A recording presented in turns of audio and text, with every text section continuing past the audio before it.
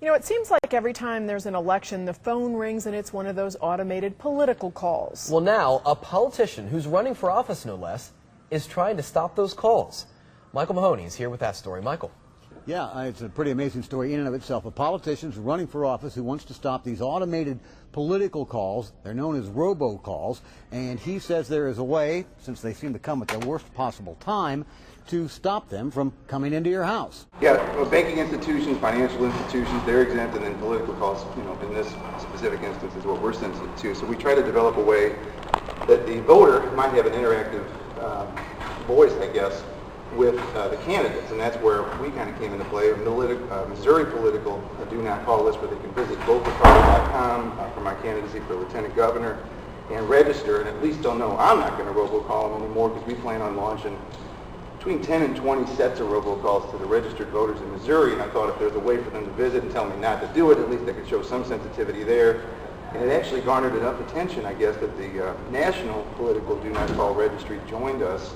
And actually now we have a joint effort that we're going to bring in their voting list of do not call in addition to the one that we've already created. This is Arnold Schwarzenegger asking you to vote for Guy Houston on November 5th.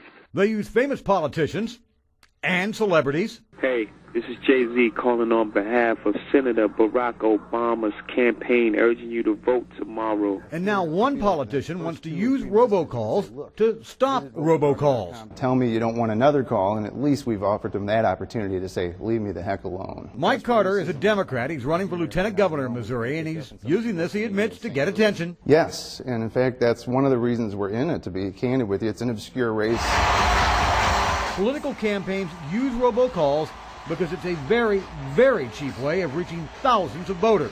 If they weren't working, nobody'd be doing them. I mean, it's an epidemic at this point. Everybody's doing them. You're going to get 3 to 5 calls probably a day, starting 6 days out from the prime. Voters' phones are ringing off the hook, but the use of automated phone calls, or what's known as robocalls, is attracting some serious criticism.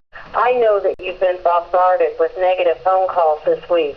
In my past campaigns, I didn't make On the other hand, autocalls. this idea is getting Mike Carter noticed, and so he's going to robocall Missourians to see if they want any more robocalls. Yes, I think it does. It's kind of paradoxical, but I think at least the interactivity is there, and that's kind of the way of the world these days. This is Arnold Schwarzenegger. I want to thank you very much. I'll be back. An average voter, almost everybody complains about it, and he says, if I want to talk to Bill Clinton, he needs to call me and have a live conversation. Or Jay Nixon wants to call me. I want to have a live conversation with him. I don't want to have a surrogate tape interrupting me when I'm having dinner or trying to put the kid down for a nap.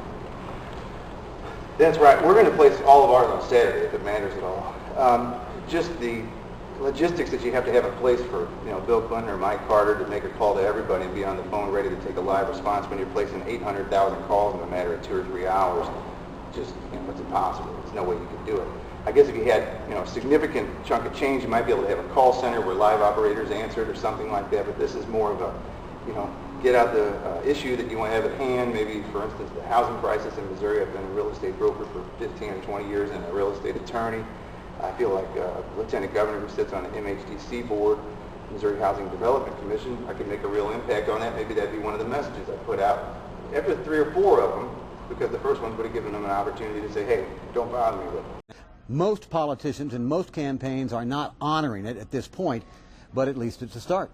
Back to you. Well, it certainly is. And Michael, I was wondering here, are there any other politicians willing to kind of stand with Mike Carter here and take part in this voluntary no-call list? I'm trying to spread the word to other candidates, Missouri, statewide, and even nationwide, that there is a Missouri political do not call list. There's a national political do not call registry, and any candidate voluntary, right? But any candidate that wants to take a do not call robo pledge, and that is anybody on the list who doesn't want to call, they would, in the industry language, scrub their own dialing list and then remove those people who registered with those Missouri do not call list or the national political do not call registry, and they would be removed from those voluntary candidates that pledged to not call them. You think this is going to set you out in the pack, especially in the lieutenant governor's race, which is a down ballot race that people don't generally pay much attention to?